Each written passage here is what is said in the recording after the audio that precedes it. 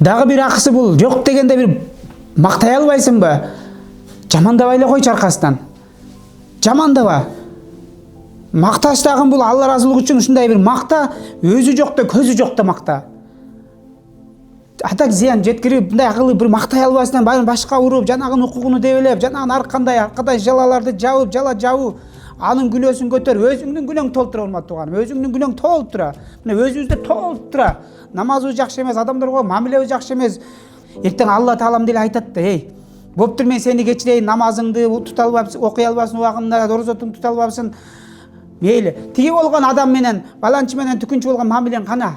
Ошодон бар сурап кетчи, мен сени кечирип коеюн, айыл башкалар. 100 жолу тесбит тар, 100 жолу намаз оку, миңдеген экеттерди оку, Алла мени кечир деп. Алла кечирбейт. Бүгүнкү күндү пайдалан, бүгүн барып туруп, ортосудан мамилени түздө, Алланын ыраазылыгы үчүн. Ошол жерден оозуң кыйшайып кетпейт, бир белиң кыйшайып кетпейт, авторитетиң түшүп кетпейт. Аллах таалам ошону кечиришти эки адам мусулман бир туугандар ортосунан. Бири-бири менен кечиришкенде Алланын магфираты болот. Аллах таалам күнөөлөрүбүздү кечирип салат.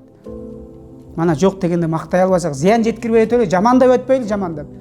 Айюхиббу ахадакум ай яакула лахма ахихи майта. Алла Куранда айтат. Бириңди бириң жамандаба, бириңди бириң этиңди жебе, эттерин жеп бүтүрмөктө бүт баарын жеп бүтүрүп сал, кичи берди керек болсо. Эчтекебиз калбаган жок.